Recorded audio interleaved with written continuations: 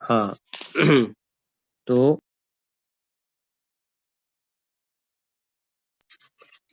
सबसे पहले लक्ष्य आगे ना ज्वाइन कर लिया ना तुमने? हाँ ठीक है। तो कीटोन के बाद नेक्स्ट फंक्शनल ग्रुप में आते हैं। नेक्स्ट हमारा फंक्शनल ग्रुप होता है, वो होता है नाइट्राइल्स।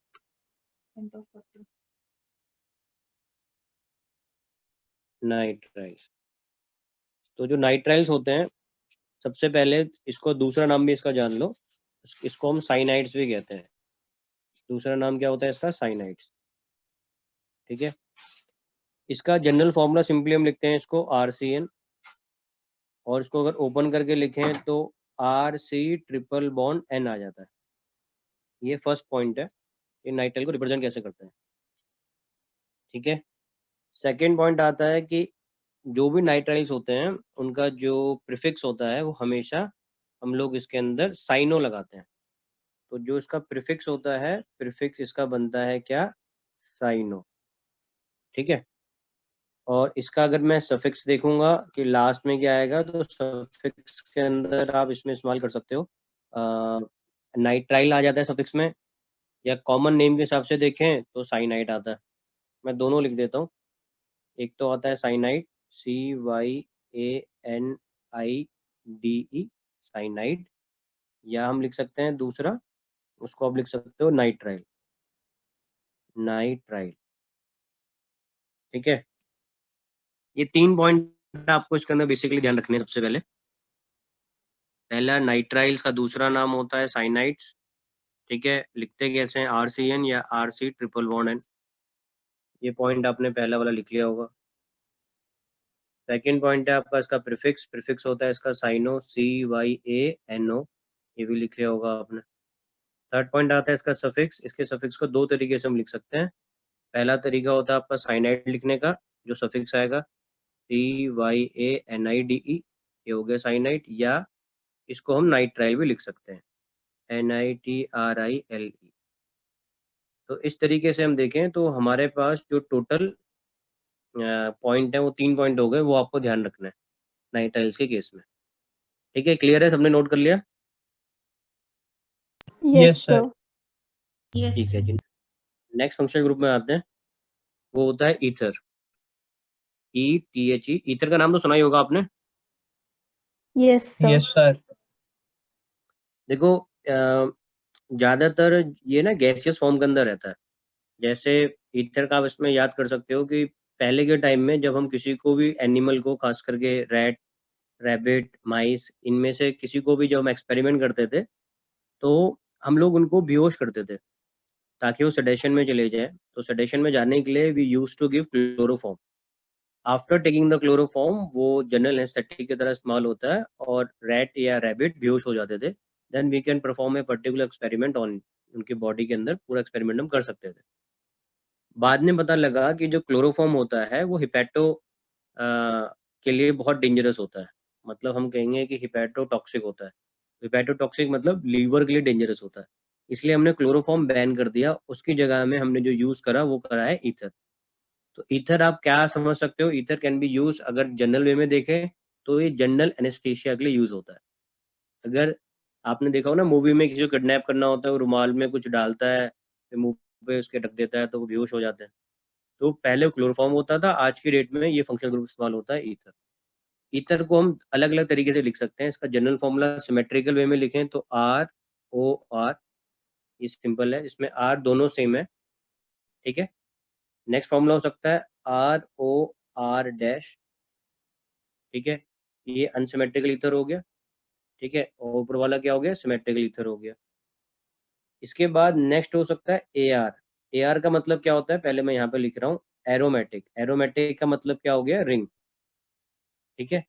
जैसे एक मैंने रिंग बनाई पहले यहाँ पे, ये वाली, उसके बाद मैंने ईथर बनाया और फिर यहाँ पे लिख दिया CH3। ठीक है। और एक बार मैंने ईथर बनाने के लिए यहाँ पे रिंग बनाई, फिर ऑक्सीजन, फिर दोबारा मैंने रिंग बना दी। ठीक है। तो अब क्या हो रहा है यहाँ पे? ये सारे के सारे ईथर को रिप्रेजेंट कर रहा है। तो हम ये कह सकते हैं ईथर का अंदर जो आर है उसकी जगह में AR भी आ सकता है। AR मतलब एरोमेटिक, ठीक है ना, एरोमेटिक मतलब रिंग, बेंजीन वाली रिंग, ठीक है। ये सारे स्ट्रक्चर जो है ये नोट कर लेना, इसी से रिप्रेजेंट होगा आपका ईथर को जनरली रिप्रेजेंट कैसे करते हैं। ये स्ट्रक्चर्स नोट हो गए? Yes sir. ठीक है, 1 मिनट सर। ओके। इसके बाद आते हैं इसका प्रीफिक्स। तो एल्कोक्सी इसका प्रीफिक्स होता है, वो ध्यान रखना। एल्कोक्सी जैसे एल, पहले मैं इसको, ये हट हो गया, फिर मिटाता हूँ इससे हाँ पहले। जी सर, हो गया। ठीक है जी, तो इसके जो प्रीफिक्स होते हैं आपके, उसको थोड़ा सा मैं आपको बताता हूँ। प्रीफिक्स में दो तरीके से आप ध्यान में रखना। पहले तो इसका प्रीफिक्स लिखिए आप ALKOXY, ठीक है। अब इसके अंदर मैं कैसे यूज होता है वो आपको थोड़ा सा बताता हूँ। जैसे सपोज करो हमारे पास आ गया कंपाउंड है CH3OCH3। इसका ये मुझे नाम सर लिख, 15th ग्रुप है। यार ये नंबर तो मुझे पता नहीं, अब ये आप देख लो कौन से नंबर का है मतलब ये। ये दूसरा ही है ना, एल्कोक्सी? नहीं नहीं भाई साहब, बहुत ध्यान से सुनो, ये ईथर ही चल रहा है, कोई नया फंक्शनल ग्रुप नहीं है। इसका प्रीफिक्स अच्छा। बता रहा हूँ मैं। ये वही फंक्शनल ग्रुप है, इसका प्रीफिक्स बता रहा हूँ। इसका प्रीफिक्स एल्कोक्सी होता है, और उसका एग्जाम्पल बता रहा हूँ कैसे लिखते हैं उसको, ठीक है। बस लिखने में ध्यान मत दो, ओके ध्यान से सर। सुनो मैं जो बोल रहा हूँ। तो एल्कोक्सी को हम कैसे लिख रहे हैं, CH3OCH3। अब ये जो हमारा CH3OCH3 है, इसको आप क्या रिप्रेजेंट कर सकते हो, लिख कैसे सकते हो उसको, मिथॉक्सी। हमने क्या लिखा है इसे, मिथॉक्सी। उसके बाद में साथ में ही लिखना है आपको, मैं नीचे साथ में स्पेस नहीं है, मैंने लिख दिया मिथॉक्सी मिथेन, ठीक है। तो देखो हमारा जो प्रीफिक्स था वो यहाँ पे मैंने क्या लिखा हुआ है, एल, पहले ALK आ रहा है, उसके बाद क्या आ रहा है, OXY। तो ALK का मतलब क्या हो गया, जैसे अल्केन, है ना। तो इसके अंदर पहले मैंने ये लिखा मिथॉक्सी का ALK मिथ, फिर क्या आया, ऑक्सी आया, उसके बाद क्या है, ये CH3 आया, लास्ट वाले जो CH3 है, इसको मैंने पूरा प्रॉपर्टी के हिसाब से लिख दिया। मिथ मतलब एक कार्बन, सारे सिंगल बॉन्डेड है, 3 हाइड्रोजन है, सारे सिंगल बॉन्डेड है, तो हमने AN लिख दिया। इसका नाम हुआ मिथॉक्सी मिथेन। और अगर मैं इसका कॉमन नेम लिखूं तो कॉमन नेम हो जाएगा, 2 CH3 हैं तो डाईमिथाइल, तो डाईमिथाइल ईथर। यार कॉमन नेम मैं बाद में बताऊंगा, पहले IUPAC नेम का ध्यान रखो, ठीक है। तो इसका प्रीफिक्स में या आपको कहीं पे भी क्वेश्चन में या स्ट्रक्चर में नाम कहीं पे भी ऑक्सी आ रहा है तो समझ जाना ऑक्सी का मतलब क्या है, ईथर फंक्शनल ग्रुप चल रहा है यहाँ पे, ठीक है। ओके रिपोर्ट, आगे बढ़ूं, ये ईथर था आपका, यस यस सर। सर। ठीक है जी। सर इसका कुछ नेक्स्ट सफिक्स नहीं है आते क्या? हैं, हाँ ईथर का यार सफिक्स में ईथर ही नहीं, सफिक्स कुछ नहीं, ये ध्यान रखना है आपको बस।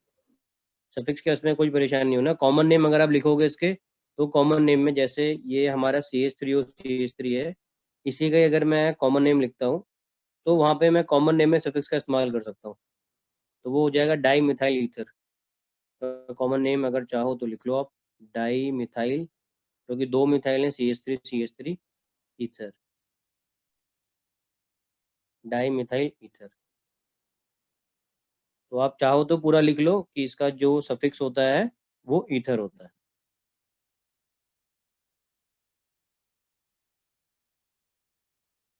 इसके बाद जो हमारा नेक्स्ट फंक्शनल ग्रुप आता है, तो ईथर कॉमन नेम में सफिक्स होता है या फिर IUPAC वाले नेम में ही? बिकॉज उसमें तो आपने मिथनॉक्सी मीथेन लिखवाया है। हाँ तो ये इसलिए मैं आपको बता रहा हूँ कि इसके IUPAC नेम के अंदर हमारा कोई पर्टिकुलर सफिक्स नहीं है, कॉमन नेम के अंदर इसका सफिक्स है और वो हम ईथर बोलेंगे। Okay sir. अब इसके बाद नेक्स्ट फंक्शनल ग्रुप के अंदर आते हैं और वो आता है हमारे पास एस्टर्स। आई होप तुमने एस्टर्स का नाम सुना होगा, देखें कभी उसके yes structure sir. Compound. Yes sir. किसी को जनरल फॉर्मूला पता है एस्टर्स का क्या होता है, what is the general formula of esters? बोलो बोलो बोलो। चलो कोई बात नहीं। RCOOR, इसको मेस्टर्स कहते हैं। इसमें भी सर ये आर आपका परफ्यूम्स में यूज होता है ना? क्या क्या किसमें यूज होता है? परफ्यूम। हाँ हाँ, परफ्यूम्स में यूज होता है। तो यहाँ पे भी हमने जो रिप्रेजेंट करा है colour and it's RCOOR। Compounds में देखी थी ये। हाँ ठीक है। अब RCOR को मैं ऐसे स्ट्रक्चर वाइज में भी लिख सकता हूँ अलग से। पहले R लिखेंगे, C डबल बॉन्ड O, इधर O आ गया, देन R आ गया। आप किसी भी तरीके से लिख सकते हो, और है ये एस्टर सी।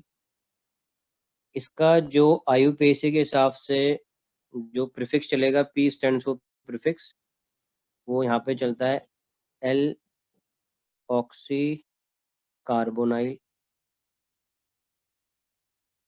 और अगर मैं सफिक्स की बात करूं, S स्टैंड्स फॉर सफिक्स। इसका जो सफिक्स होता है वो होता है OATE, OAT। एक एग्जांपल देता हूँ, उससे आपको थोड़ा सा क्लियर हो जाएगा कि हम कैसे इसको जज कर सकते हैं। पहले इतना आप नोट कर लो। Done sir. गुड। नेक्स्ट जो है वो बड़ा ही इम्पोर्टेंट है उसको भी आपको ध्यान रखना है। वो है इसका एग्जाम्पल जो मैं आपको बताना चाह रहा हूँ। जैसे आपने लिखा कोई स्ट्रक्चर है, RCOR है, तो मैं लिख लेता हूँ RCH3 RCOO, और यहाँ पे R में CH3 की जगह में लिख देते हैं CH2CH3। ठीक है, ये मेरे पास एक फंक्शनल ग्रुप आ गया एस्टर। इसका मुझे नाम लिखना है। तो सबसे पहले इसके नाम के लिए मेरा जो पैटर्न है, मैं इसका आंसर लिखता हूँ। इसका नाम हो जाएगा IUPAC के नेम के हिसाब से ETHYL, इथाइल इथेनोएट। ये इसका नाम हो गया। तो पहले मैंने क्या लिखा, इस वाले का नाम लिखा। अभी हम नेमिंग पढ़ेंगे, बट थोड़ा सा आइडिया दे रहा हूँ। यहाँ पे अल्फाबेटिकल ऑर्डर में E पहले आता है। ये वाला सर जो फंक्शनल ग्रुप है उसमें मिथाइल आता है। हाँ बोलो बोलो। सर इथॉक्सी नहीं आएगा ऊपर जैसे आपने एल्कोक्सी लिखवाया तो? हाँ वो मैं समझ रहा हूँ, वो यहाँ पे मैं रिप्रेजेंट नहीं कर रहा, यहाँ पे नहीं आएगा। वो पूरा एल्कोक्सिक कार्बोनाइल है ना प्रीफिक्स में। हाँ अभी सर। तुम ऐसे परेशान। हाँ अभी ना, जब हम IUPAC के अंदर नोमेनक्लेचर पढ़ेंगे तो उसके अंदर पूरी डिटेल में आएगा कि कब हम प्रीफिक्स यूज करते हैं, कब सफिक्स यूज करते हैं। अभी तो जस्ट तुम्हें स्ट्रक्चर पता है करने हैं, और क्या प्रीफिक्स होता है क्या सफिक्स होता है। ये जो प्रीफिक्स और सफिक्स हम यूज करते हैं, ये बेसिकली यूज होते हैं पॉलीफंक्शनल ग्रुप नोमेनक्लेचर के अंदर। जब एक कार्बन की चेन के अंदर आपके 3 या 4 डिफरेंट फंक्शनल ग्रुप कनेक्टेड हो, उस केस में कौन से फंक्शनल ग्रुप का हमें प्रीफिक्स यूज करना है, किसका हमें सफिक्स यूज करना है, उसके लिए हमारे पास एक फंक्शनल ग्रुप का ऑर्डर होता है। उसके बेसिस में हम प्रीफिक्स और सफिक्स बता पाते हैं। वो हम डिटेल में करेंगे। अभी तो जस्ट आपको एग्जाम्पल प्रीफिक्स सफिक्स क्या होते हैं जस्ट वो पता होना चाहिए। ठीक है, ये हमारा एस्टर हो गया। ये क्लियर है जी? आगे बढ़ो। Yes Yes. Sir. Yes. Next आपका फंक्शनल ग्रुप आता है,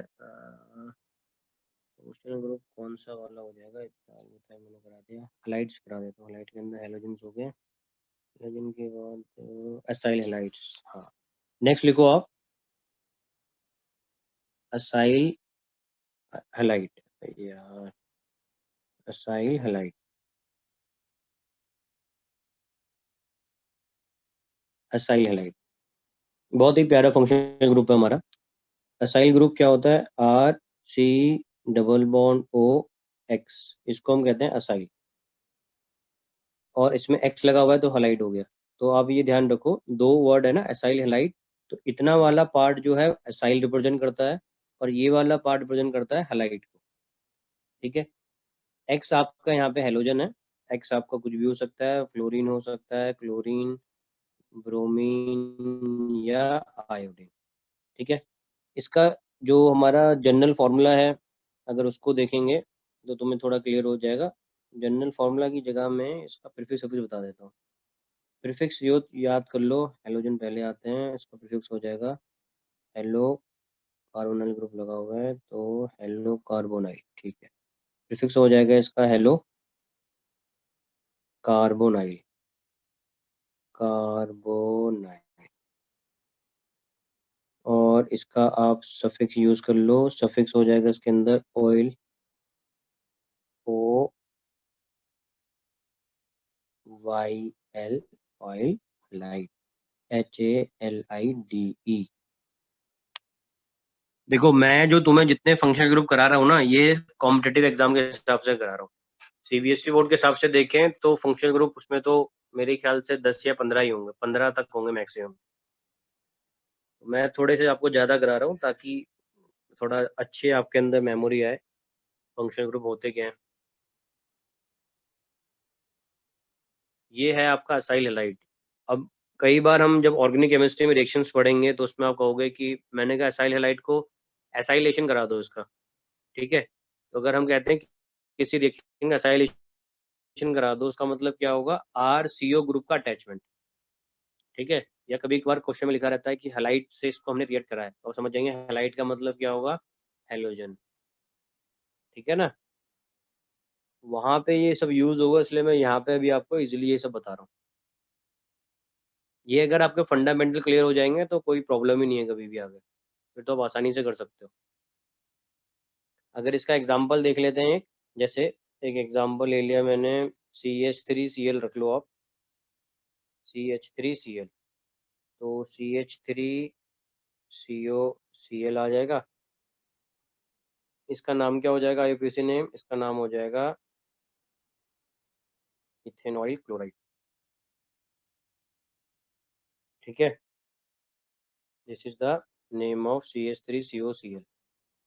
और अगर मैं इसका कॉमन नेम बोलूं, कॉमन नेम भी ब्रैकेट में लिख रहा हूं मैं, इसका कॉमन नेम क्या होगा यार, इसका कॉमन नेम फॉर्माइल होता है, correct, formyl chloride, formyl chloride, this is the common name. ये था आपका असाइल हैलाइड, ये नोट हो गया, इसका एग्जांपल नोट कर लिया होगा। फिर आगे यस बढ़ते हैं सर। जी। अर्नब हो गया, बढ़ूं आगे? यस सर, हो गया। ओके सर, डन जी। नेक्स्ट इसके बाद आता है फंक्शनल ग्रुप हमारे पास, नेक्स्ट आप ले लोगे, नाइट्राइल करा दिया मैंने, अमाइड नहीं कराया, अमाइड के बाद अमाइन करा दूंगा या एनाइड्राइड करा दूंगा, तो अमाइड कर लेते हैं। Next is amide. देखो अमाइड बहुत सिंपल सा फंक्शनल ग्रुप है, इसको हम लिखते हैं RCONH2 से, ठीक है। इसका जो सफिक्स है वो इसका पूरा नाम ही है, अमाइड एज ए सफिक्स आता है। इसका जो प्रीफिक्स है वो आता है कार्बामाइल, ये इसका प्रीफिक्स आ जाएगा। ये दो चीजें हमें ध्यान रखनी है, RCONH2 अमाइड होता है। जैसे अगर हमने कोई एग्जांपल ले लेते हैं, सपोज करो हमने लिखा CH3CONH2, CH3CONH2, तो इसका नाम हो जाएगा मिथ इथ, का नाम होगा इथेनामाइड। ये इसका एग्जांपल आ गया, CH3CONH2 ethanamide.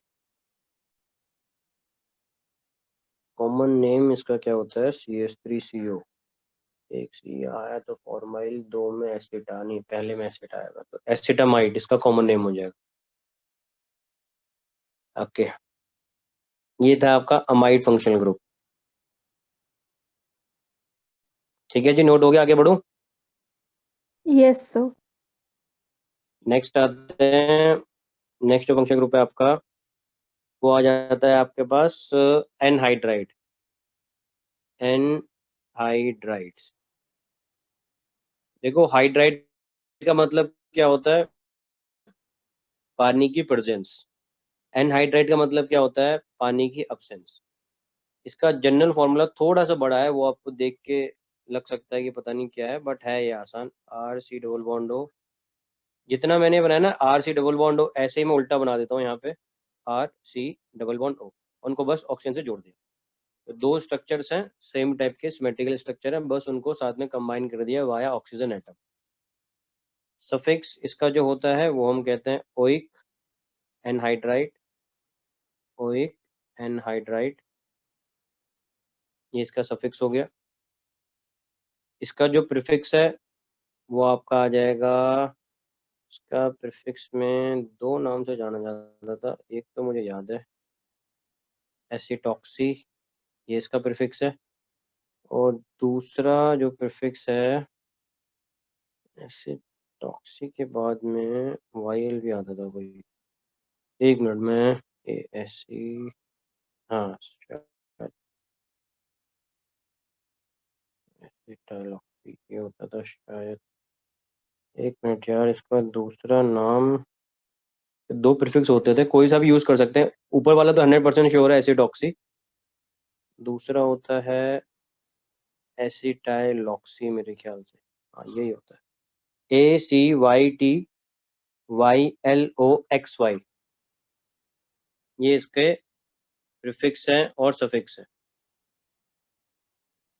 Suffix oic anhydride, ज्यादातर फंक्शनल ग्रुप के अंदर आपको ये दिखने को मिलेगा, ओइक, सॉरी इनका नाम है जैसे अमाइड के अंदर प्रीफिक्स सेम यूज हो रहा है, इसके अंदर प्रीफिक्स सेम यूज हो रहा है, तो आसान है, इसमें ज़्यादा परेशान नहीं होना है। ठीक है जी, आगे बढ़े, ये नोट हो गया। Yes, sir. ठीक है जी, अब आते हैं अमाइंस में। नेक्स्ट जो आपका फंक्शनल ग्रुप है वो आता है अमाइंस। अमाइंस का सबसे पहले ध्यान रखना है कि क्रिएट कहाँ से होता है। सबसे पहले हमारे पास होता है अमोनिया। अमोनिया जो होता है वो होता है NH3।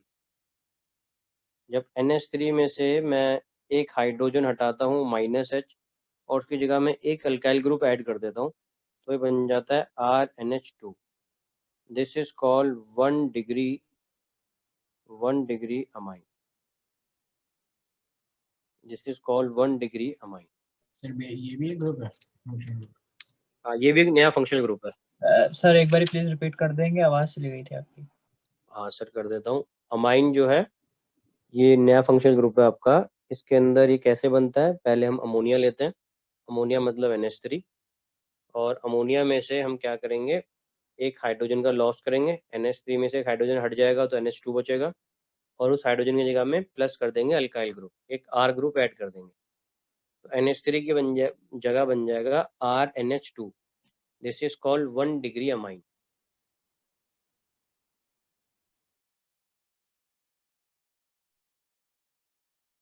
ठीक है। Yes sir. अब अगर मुझे 2 डिग्री अमाइन बनाना होगा तो आप क्या करेंगे, एक और हाइड्रोजन हटा देंगे, इसमें से अगर मैं एक और हाइड्रोजन हटा देता हूँ, वहाँ पे एक R ग्रुप और लगा दूंगा तो that will be 2 degree amine. 3 R लगा दूंगा तो that will be 3 degree amine. So आप उसको ऐसे लिख सकते हो चाहो तो, 2 डिग्री अमाइन को अगर आपको रिप्रेजेंट करना है तो R आ गया NH, और एक R आपने लगा दिया, that is called 2 degree amine. अगर आप रिप्रेजेंट करना चाहते हैं 3 डिग्री अमाइन, तो RN उसके अंदर कोई भी हाइड्रोजन नहीं होगा, that will be our 3 degree amine. ये अमाइन के हमारे 2 डिग्री और 3 डिग्री की रिप्रेजेंटेशन है। इसकी खासियत क्या है, इसका प्रीफिक्स और सफिक्स के अंदर बस एक थोड़ा सा डिफरेंस है, एक अल्फाबेट का डिफरेंस है, बाकी सब सेम है। इसका जो प्रीफिक्स होता है वो अमीनो होता है। ठीक है, मैं लिख देता हूँ यहाँ पे, ये आपने नोट कर लिया होगा, नोट कर लिया नहीं, 2 डिग्री 3 डिग्री हटा दूँ।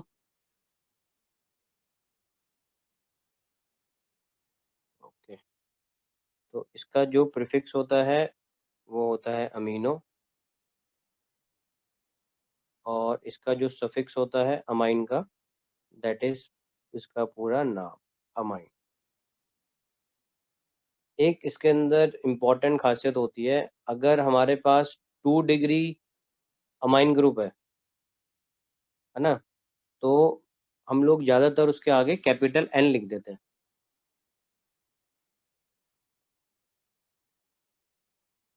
ज़्यादातर क्या करते हैं, कैपिटल N लिख देते हैं आगे। चलो ये वैसे मैं अमाइंस के अंदर नोमेनक्लेचर में डिटेल में बता दूंगा।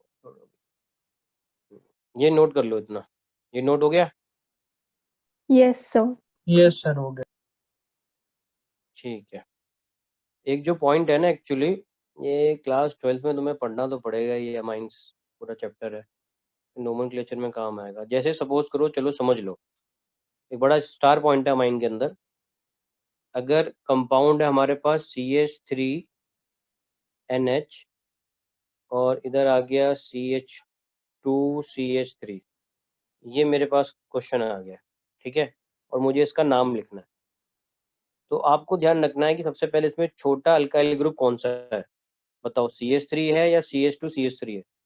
CH3. गुड, तो ये मेरा छोटा अल्काइल ग्रुप हो गया। तो जो भी हमारे पास छोटा अल्काइल ग्रुप होता है ना, उसका नाम लिखने से पहले मैं पहले कैपिटल N लिखूंगा।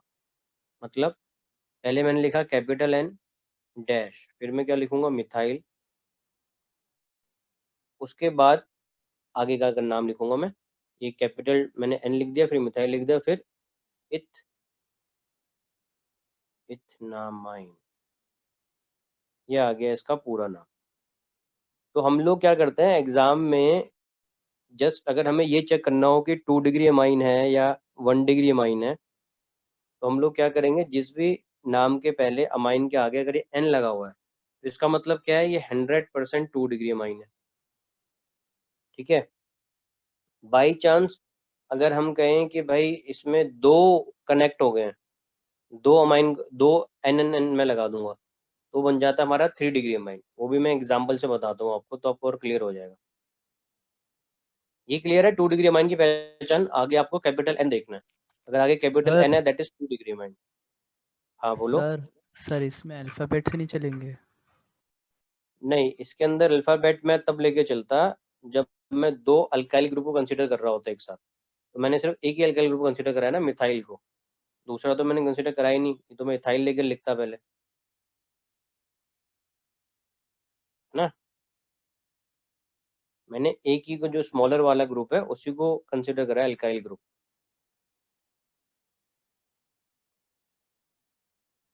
हो गया ये सर। अभी थोड़ा सा तुम लोग को ना हल्का सा डिफिकल्ट लगेगा, बट अभी स्टार्टिंग है तो अजीब सा लगता है, लेकिन बाद में आप लोग इससे बहुत फेमिलियर हो जाओगे। अब मैं जैसे 3 डिग्री का एग्जांपल देता हूँ, थोड़ा बड़ा एग्जांपल देता हूँ ताकि आप अच्छे से क्लियर कर पाओ। जैसे क्वेश्चन है हमारे पास C2H5 है, और फिर आपने लिखा यहाँ पे N, देन इधर आ गया अगेन C2H5, ठीक है, फिर आ गया CH2 CH2 CH2 CH3। यहाँ पे आप, मैं एक एक लाइन लगा रहा हूँ, आप हाइड्रोजन ऐड कर लेना।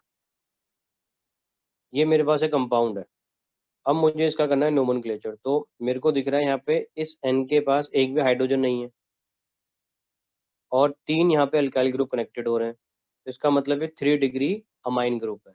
तो जो भी 3 डिग्री अमाइन ग्रुप होता है, उसके आगे मैं 2 बार कैपिटल N लिखूंगा सबसे पहले, फिर डैश। इसमें C2H5 2 बार है, तो मैं लिख दूंगा डाई इथाइल। तो जो भी स्मॉलर अमाइन ग्रुप होता है, सॉरी, जो भी स्मॉलर अल्काइल ग्रुप होता है, उसके नाम से पहले हम कैपिटल N का इस्तेमाल करते हैं। यहाँ पे ये स्मॉलर है, C2H5 भी स्मॉलर है, ये वाला C2H5 भी स्मॉलर है, ठीक है। अगर तो मैंने CH क्या लिखा, है। ये बेटा एक साथ है ना पूरा का पूरा, तो एक अच्छा, अकेला CH3 मत देखो ना, पूरा एक साथ देखना है ना। मिथ इथ प्रो ब्यूट हो गया ना, ब्यूटाइल हो गया, वो बड़ा हो गया, ठीक है। तो NN मैंने पहले आगे लिखा, NN डाई इथाइल। बहुत ध्यान से समझना, ये इतना फंडामेंटल है, अगर ये आ गया तो आप कई बार इसको देख के बता दोगे 3 डिग्री अमाइन, और कुछ करने की जरूरत ही नहीं। तो NN डाई इथाइल मैंने लिखा, उसके बाद 1 2 3 4 ये कार्बन है, फिर मैं लिखूंगा इसके आगे डाई मिथाइल के बाद ब्यूटेन, ठीक है, डैश 1। 1 में क्या कनेक्टेड है, अमाइन ग्रुप है, तो यहाँ पे अमाइन। आप स्पेस मत देना, मेरे यहाँ पे थोड़ी सी प्रॉब्लम है, इसे लिख नहीं पाता इधर ये, तो आप इसमें स्पेस मत देना। 1 डैश अमाइन है, पूरा नाम हो गया NN di ethyl butane dash 1 dash amine. Major जो मेरा फोकस आपको ये समझाने में है कि जब भी नाम के आगे NN लिखा होगा, 2 N होंगे, दैट इज 3 डिग्री। एक N होगा 2 डिग्री, n होगा ही नहीं तो 1 डिग्री। बहुत ही इंपॉर्टेंट चीज है, ध्यान रखना है।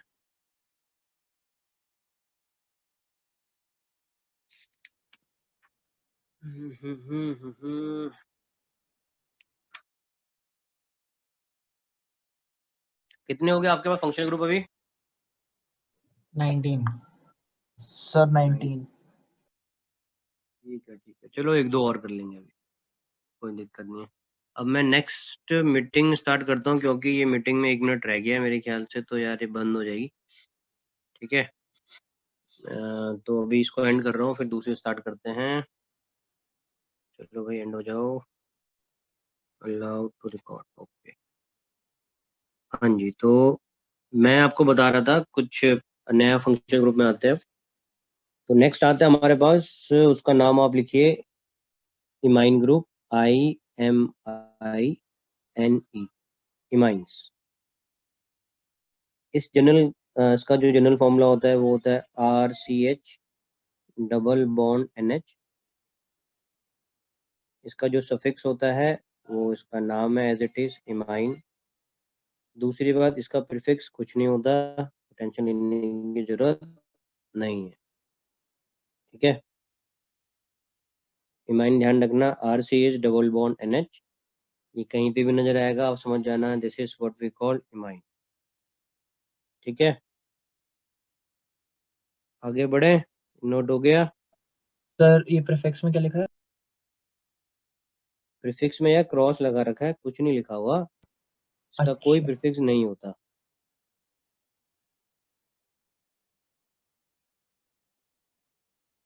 हो गया, नोट हो गया? हाँ जी सर। ओके जी, नेक्स्ट आता है आपके पास functional group cyclic ether. Ether हमने देख लिया था, अब हम देख रहे हैं साइक्लिक ईथर। तो साइक्लिक ईथर क्या है, इसका सबसे पहले ध्यान रखना है कि इसमें जो जनरल फॉर्मूला है वो है ऑक्सीजन एटम कनेक्टेड होना चाहिए रिंग के अंदर।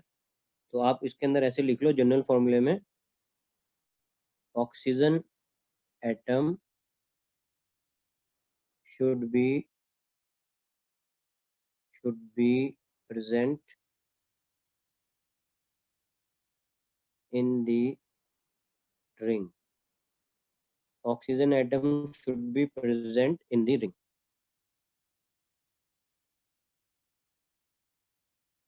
ठीक है, ये नोट कर लिया?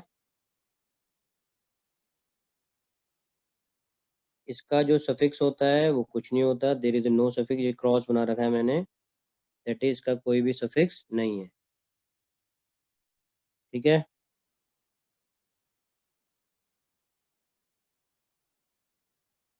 आगे बढ़ूं, मेरे ख्याल से नोट कर लिया होगा आपने। प्रीफिक्स में आता हूँ इसके, इसका जो प्रीफिक्स होता है वो आप लिखेंगे इपॉक्सी।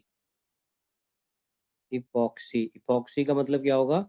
इपॉक्सी आप समझ जाओगे कि इपॉक्सी जहाँ भी देखोगे that is cyclic ether. Example लेते हैं, उससे आपको थोड़ा क्लियर होगा। जैसे ऑक्सीजन एटम लिया मैंने और वो लगा दिया इस तरीके से इस ट्राइंगल के बीच में, तो इसका जो नाम हुआ वो कंपाउंड का नाम होगा 1,2 डैश इपॉक्सी इथेन। ठीक है, इसमें 1,2 में यहाँ पे ये वाला कार्बन 1 हो गया, ये वाला कार्बन 2 हो गया, 1,2 इपॉक्सी इथेन।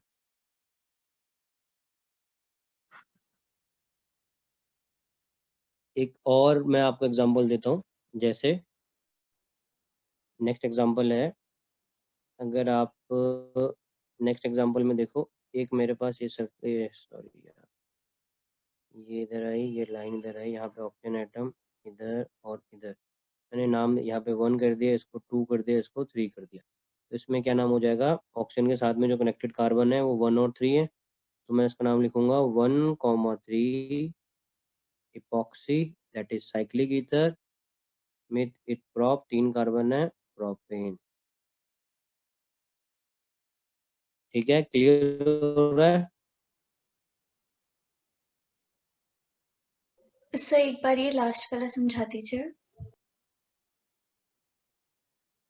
आपने स्ट्रक्चर बनाया है, स्ट्रक्चर के बाद ये जो ऑक्सीजन एटम है, इस ऑक्सीजन एटम के साथ में ये 1 है और ये क्या है 3 है, तो क्या नाम हुआ 1,3 इपॉक्सी प्रोपेन। Okay sir. ऐसे ही एक मैं स्ट्रक्चर बनाता हूँ। क्या क्या क्या करना है? हेलो सर आप या यूपीएससी नेम लिखना सिखा दिए स्टार्टिंग से। हाँ हाँ सिखा देंगे यार, परेशानी कोई दिक्कत नहीं है। ये सबसे आसान चीज होती है, नामकरण ही तो करना है कंपाउंड का, कर देंगे, चिंता मत करो तुम जरा भी, हो जाएगा। अभी जितना बता रहा हूँ ना, इनके स्ट्रक्चर को ध्यान में रख लो, आईपीएससी ने बिल्कुल बढ़िया वाली करवा देंगे, एडवांस लेवल की। तुम्हारी क्लास में कई बच्चों को तो साइक्लिक ईथर का यार कॉमन नेम भी नहीं पता होगा, उनको पूछो तुम इपॉक्सी क्या होता है, तो अगर अच्छा बच्चा होगा तो बताएगा व्हाट इज इपॉक्सी। जो ऐसा बच्चा होगा समझ में नहीं आएगा इपॉक्सी होता क्या है, वो खुद तुमसे पूछ लेगा भाई तू ही बता दे क्या होता है। तो एक एग्जांपल मैं आपको दे रहा हूँ, जैसे ये आपके पास कंपाउंड आ गया, ये कंपाउंड है, इसके अंदर आप पहले काउंटिंग कर लो, 1 इधर आ गया आपका 2 3 और 4।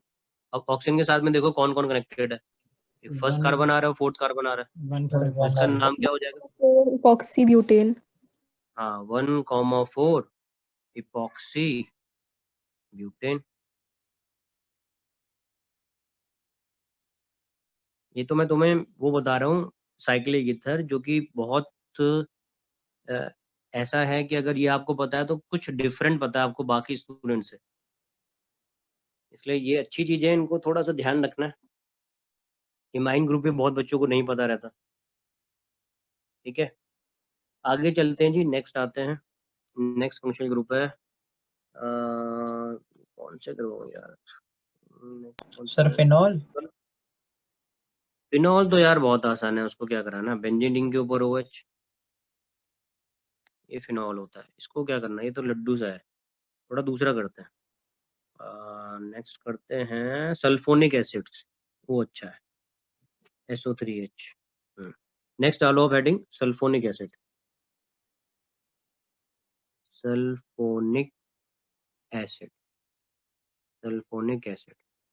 देखो सल्फोनिक एसिड का जो मतलब है, ये सबसे पहले आपको ध्यान रखना है कि किसी भी रिएक्शन के अंदर जब भी हम सल्फोनेशन करेंगे, ठीक है, I repeat, whenever sulfonation it take place, तो हम वहां पे मेंशन करेंगे कि गिवन हाइड्रोकार्बन या given species undergoing sulfonation, so after sulfonation the product always have SO3H group। ठीक है, तो सल्फोनिक एसिड अटैच हो जाता है जब भी हम लोग किसी भी कंपाउंड का सल्फोनेशन करते हैं। और सल्फोनेशन कैसे होता है वो मैं आपको बता रहा हूँ। सल्फोनेशन, सल्फोनेशन का मतलब क्या होगा, जब हम कंसंट्रेटेड H2SO4 से किसी को रिएक्ट कराएं, when the reaction is take place by adding concentrated sulfuric acid, ठीक है, and in the product you will get SO3H group, और लिख लो and in the product we will get SO3H group। तो उस प्रोसेस को हम लोग सल्फोनेशन कहते हैं। तो अभी केमिस्ट्री के अंदर हम बहुत सारे कंपाउंड्स के अंदर देखेंगे कि this compound is undergoing sulphonation, तो इसका मतलब क्या होगा, आप कंसंट्रेटेड सल्फ्यूरिक एसिड से उसको रिएक्ट करा रहे हो और जो प्रोडक्ट आपका बनेगा उस प्रोडक्ट के अंदर SO3H ग्रुप अटैच हो जाएगा, तो उस प्रोसेस को हम सल्फोनेशन कहते हैं। ठीक है, अब सल्फोनिक एसिड फंक्शनल ग्रुप होता क्या है, इसका जनरल फॉर्मूला क्या होता है और इसका प्रीफिक्स क्या है, सफिक्स क्या है, वो मैं आपको बताता हूँ। तो ये नोट हो गया, इसे हटा दूं? सर वो रिएक्टेंट में क्या लिखा है, सर, प्रोडक्ट में क्या लिखा है? H के बाद प्रोडक्ट में हाँ SO3H ग्रुप, प्रोडक्ट में SO3H ग्रुप अटैच हो जाएगा। जैसे मैं एग्जांपल देता हूँ आपको, सपोज करो आपके पास एक रिएक्शन है बेंजीन, बेंजीन को आपने रिएक्ट कराया concentrated H2SO4 that is sulphuric acid के साथ में, और आपके प्रोडक्ट के अंदर क्या हो रहा है, SO3H ग्रुप अटैच हो जा रहा है। Now this process is known as sulfonation, इसको हम लोग सल्फोनेशन कहते हैं।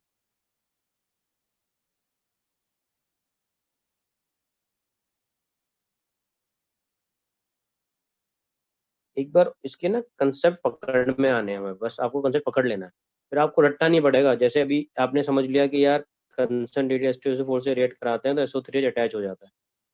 तो ये अगर रिएक्शन दिखी होगी ना, आप देखोगे रिएक्शन तो आप ऑटोमेटिकली समझ जाओगे, यू विल इजीली सेट कि यार this is sulphonation is going on.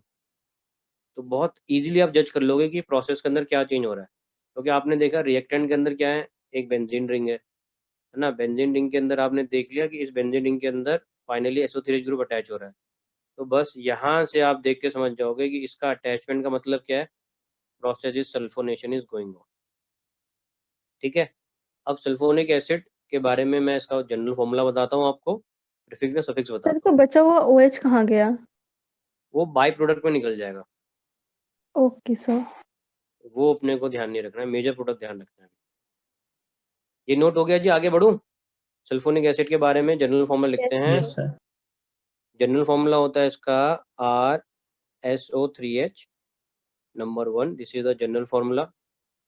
Prefix जो होता है इसका आप लिखेंगे सल्फो, सल्फो इसका प्रीफिक्स है SULPHO। जो सफिक्स होता है इसका वो होता है sulfonic acid, sulphonic, sulphonic acid is the suffix of sulphuric acid. ठीक है,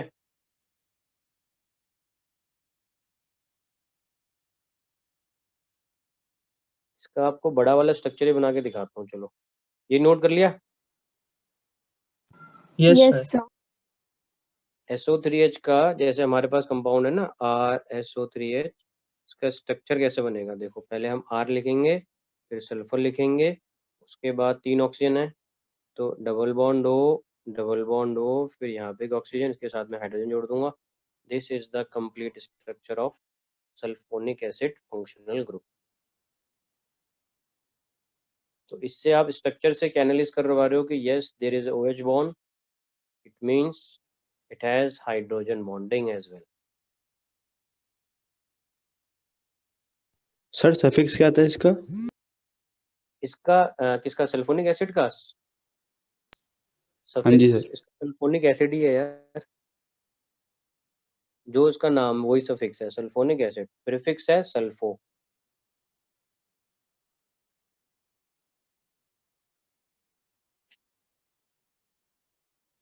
ठीक है जी, आगे बढ़ूं। Yes sir.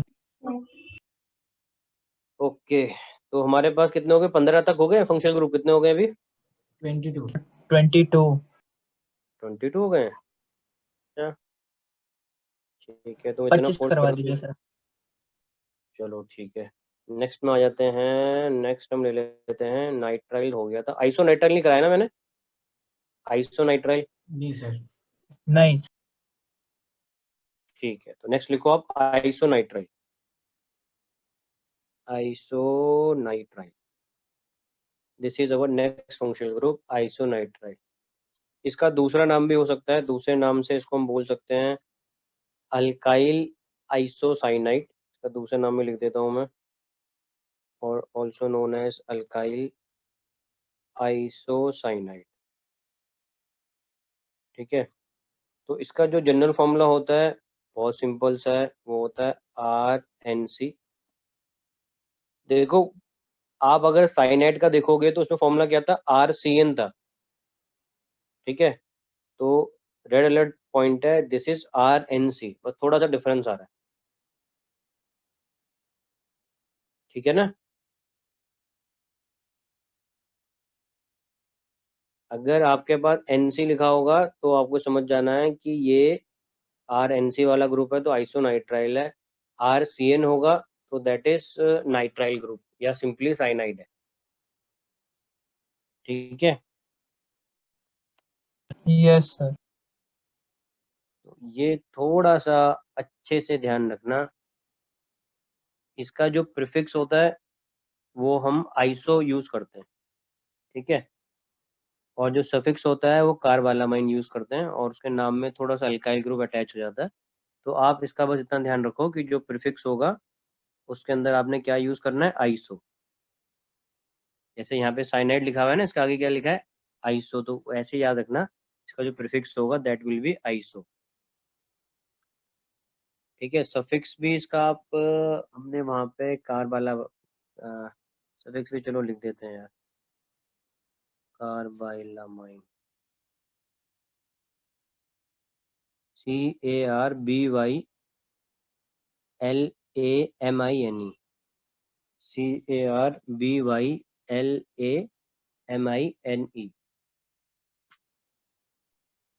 सर इसका स्ट्रक्चर कैसे बनेगा, लाइक कार्बन की वैलेंसी कैसे सेटिस्फाई होगी? बहुत प्यारा सवाल पूछा तुमने, वेरी गुड, बहुत अच्छा क्वेश्चन है और एक क्वेश्चन एग्जाम में आता भी है। देखो यहाँ पे ना बहुत अच्छा बॉन्ड बनता है, that is called coordinate bond. तो वो जो स्ट्रक्चर होगा वो कुछ इस तरीके से होता है हमारे पास, RN, और आपने डबल बॉन्ड ये करा, then we use a coordinate bond.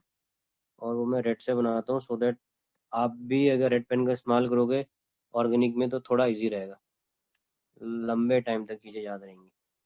RNC, तो N और C के बीच में एक डबल बॉन्ड है और साथ में जो मैंने एरो वाला बनाया है, this arrow is called coordinate bond. Coordinate bond इसी को हम प्यार से क्या कहते हैं, एक और नाम होता है इसका डेटिव बॉन्ड। Dative bond.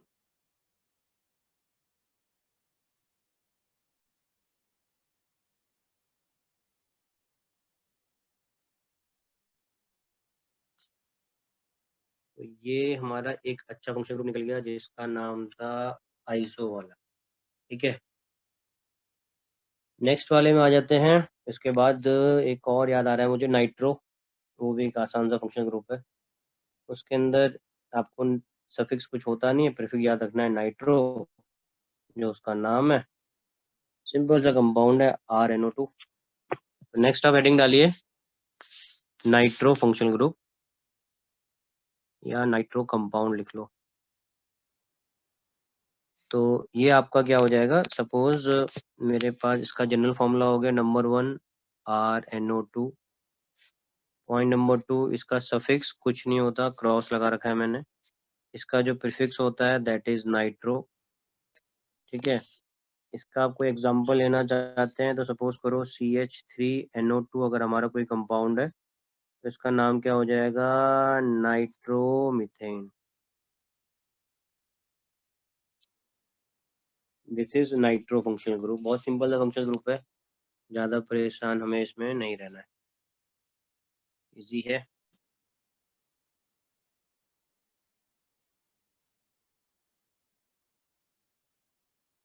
ठीक है जी, नेक्स्ट में चलूँ।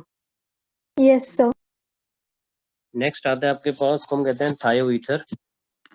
थायो वर्ड केमिस्ट्री में कहाँ पे जहाँ पे भी लगेगा आप समझ जाना कि हम वहाँ पे सल्फर के ऊपर बात कर रहे हैं। थायो, थायो मतलब यहाँ पे अलग से मैं लिख रहा हूँ THIO, थायो मतलब S, S बोले तो सल्फर। ठीक है, ये चीज आपको ध्यान रखनी है। इसका जनरल फॉर्मूला क्या होता है, RSR, ये गया हो गया इसका जनरल फॉर्मूला। General formula. तो ईथर के केस में आप क्या करते हो, सिंपली ROR करते हो, की जगह में बस आपने S लगा देना है, तो उसको हम क्या कहते हैं, थायो ईथर। ठीक है, इसका जो प्रीफिक्स होता है वो कुछ नहीं होता, इट हैज नो प्रीफिक्स। इसका जो सफिक्स होता है वो इसका नाम ही है, थायो ईथर। तो सफिक्स क्या होगा, इसका नाम, S मतलब इसका सफिक्स, S बोले तो इसका सफिक्स, और वो इसका नाम ही है, थायो ईथर। प्रीफिक्स इसमें कुछ नहीं है।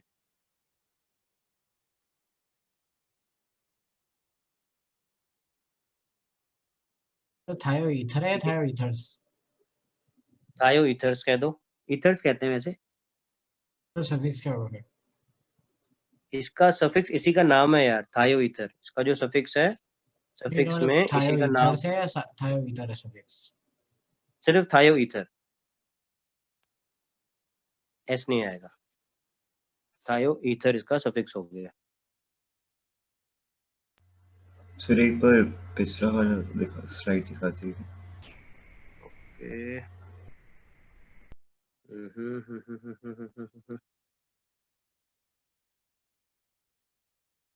ये वाली ना? Yes sir.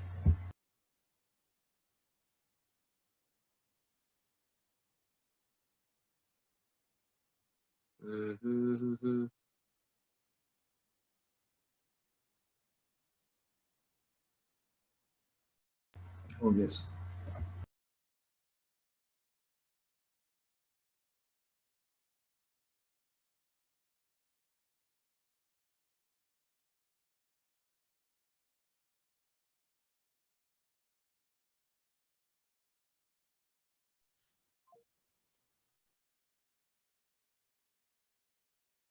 Hello hello hello, आवाज आ रही है आप लोगों को? Yes sir. जी, तो अभी हमारे मेजर जो हैं फंक्शनल ग्रुप तो लगभग हो गए। इसके अभी कितने हो गए? 24 हो गए ना, शायद 23-24 हो गए होंगे। सर 25 सर हो गया। 25 पूरे। 25 सर। 25 हो गए हैं? 25 सर। अच्छा। हाँ जी सर। सर अब और तो नहीं है ना? और यार एक मिनट, मैंने तुम्हें थायो एसिड कराया है? नहीं सर, नहीं ये सर। पहला नो वाला था सर। था। थायो एसिड नहीं कराया, अजाइड्स नहीं कराए अभी? नहीं सर। अजाइड हो सकता है, थायो एसिड हो छोड़ो सकता है, सर अजाइड हो उन्हें, सकता कुछ नहीं रखा उनमें सर, छोड़ो। है। चलो ठीक है, अभी इतना सर ठीक है, इसमें बाकी से मैं आगे सर इसमें से पेपर में कौन से आएंगे? यार इसमें पेपर में आपके जो मेजर हैं एल्डिहाइड, कीटोन, कार्बोक्सिलिक एसिड, वैसे तो सारे इंपॉर्टेंट है, नहीं लेकिन सर, जो मेरा मेजर वाले पेपर हैं आ रही है एल्डिहाइड। फ्राइडे को। फ्राइडे को केमिस्ट्री का है, ऑर्गेनिक आ रही है, हाँ सर, पहला चैप्टर आ रहा है और वो 12वां। जीओसी है हाँ ना? हाँ ओके ओके ओके ओके, तो तुम एक तो एनसीईआरटी की वजह से क्वेश्चन आंसर करना, हाँ सर, मैं ठीक है? शुरू करूँगा। हाँ एक बार वो करना, और जो डाउट होगा ना मुझे तुम पर्सनली भेजते रहना। ओके जैसे सर। जैसे कुछ क्वेश्चन कुछ अगर सोल्यूशन से समझ में आता है तो ठीक है, नहीं आता तो कोई दिक्कत नहीं है, ऐसे परेशान मत होना कि ये चैप्टर एंड होगा तो हम डिस्कस करेंगे। तुम डाउट भेजो, हम लोग फोन में बात करेंगे, जितना भी मैक्सिमम होगा तो सॉल्व करेंगे, है ना? Okay sir. और थैंक यू सर। मैं इसको देखता हूँ यार, तुम्हें इसको बताता हूँ। इसमें मेजर फंक्शनल ग्रुप तुम्हारे aldehyde, ketone, carboxylic acid, ether हो जाएगा, एस्टर हो जाएगा, अमाइंस हो जाएंगे, अमाइड हो जाएगा।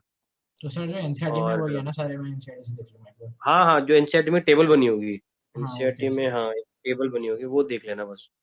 उसमें मेरे ख्याल से 15-20 तक होंगे शायद, एग्जैक्टली मैंने एनसीईआरटी की ओसी देखी नहीं काफी टाइम से। उसमें 15-20 होंगे, एक टेबल बनी होगी, उसमें एग्जाम्पल भी होंगे, प्रीफिक्स होगा, सफिक्स होगा, नेम ऑफ फंक्शनल ग्रुप होगा, वो देख लेना बस, सफिशिएंट है वो। ठीक है, तो चलो जी, नेक्स्ट क्लास में मिलते हैं, तब तक से थैंक आप ये यू सारे सर। Thank you sir. करके थैंक यू रखना। Sir. Thank you sir. Thank you bye sir. Bye. Have a great day sir. Bye same sir. To you दोस्तों, बाय बाय।